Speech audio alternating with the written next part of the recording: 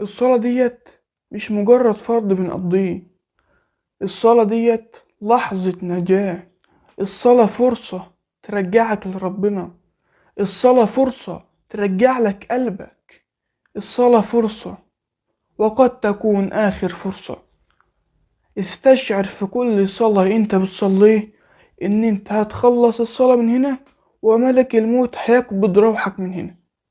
شوف كمية الخشوع اللي هتكون فيها. شوف كمية الكلام اللي انت عاوز تقوله لربنا. شوف كمية الراحة اللي انت هتكون في الصلاة. شوف كمية الخشوع في تدبر الآيات وتدبر سورة الفاتحة. أنا كنت عامل فيديو لتدبر سورة الفاتحة، إن شاء الله هسيب لكم اللينك بتاعه في القناة، يبقى خش شوفوا بعد الفيديو ده. تمام. وشوفي سورة الفاتحة ديت ليه ربنا في كل صلاة لازم نقول اهدنا الصراط المستقيم. ليه ربنا بيقول مالك يوم الدين؟ ليه ربنا ما قالش مالك يوم الدين والدنيا؟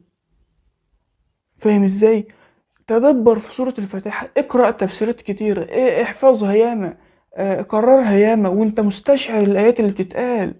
الرحمن الرحيم مالك يوم الدين إياك نعبد وإياك نستعين، ملكت القرآن كله هذه الآية.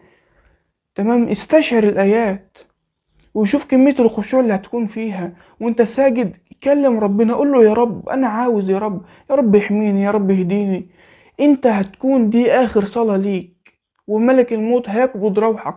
شوف انت عاوز تصلي الصلاة ديت ازاي وتكون اخر عمل تعمله لله يكون عامل ازاي. تمام.